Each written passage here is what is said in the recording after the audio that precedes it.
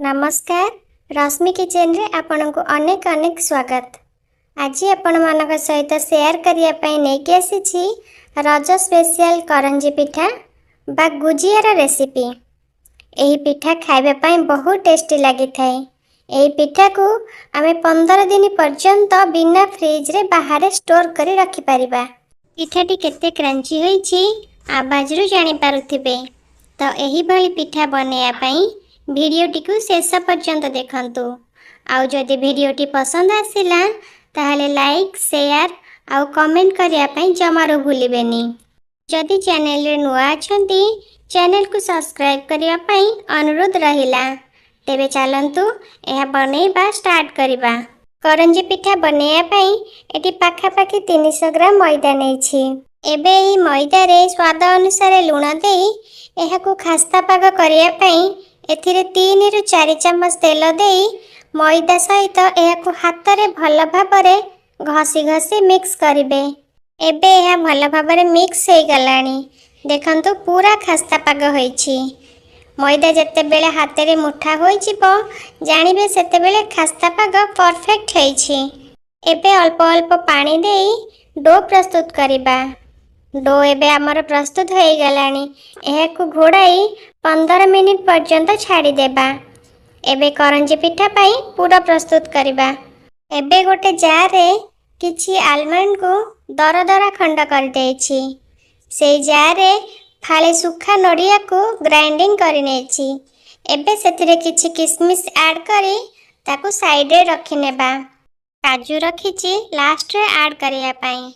एबे gas on करी कढ़ाई गरम करिबा। सेथिरे गोटे बड़ चम्मच घी ऐड करिबा। घी गरम होई गले सेथिरे गोटे कटोरी सुजी ऐड करिबा।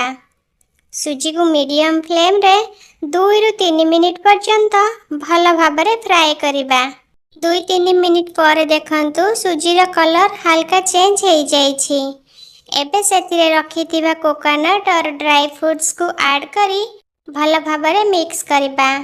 एबे गैस फ्लेम को ऑफ करी सेथिरे 2 चम्मच इलायची पाउडर और घर तैयारी खुआ ऐड करिबा।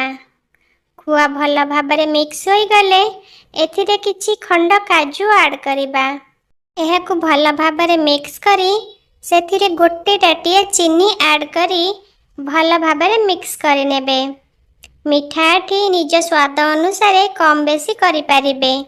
एबे एही पूरा को ठंडा हबा पई गोटे प्लेट रे काढी नेबा।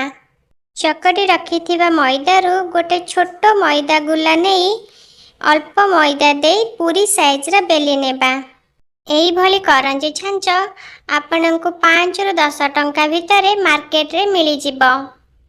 एबे मैदा रे पूरा देई एही भली भाबे करंजी पिठा बनेई नेबे। एबे देखंतु छांच रे केते सुंदर करंजी पिठा बनि जाईछि। एही भली भाबे छांच साहाय्य रे गोटी गोटी करी सब पिठा बनेई नेछि। देखंतु केते सुंदर देखा जाउछि करंजी पिठा। एबे कढ़ाई रे तेल गरम करी गैस फ्लेम को लो रे रखी गोटी गोटी करी सब पिठा पकेई देबा। धीरे धीरे पिठा को उलट पलट करी लाइट ब्राउन हेला पर्यंत एहा को फ्राई करिबा। पिठा भल भाबरे फ्राई हेबा पई प्राय 5 रु 7 मिनिट पर्यंत टाइम लागि थाए। एबे एही पिठा सब भल भाबरे फ्राई होई गलानी। एबे एहा को तेल रु काढी नेबा। करंजी पिठा को एही भली भाबरे घरे बनांतु, निजे खांतु, अन्य मानक खुआंतु।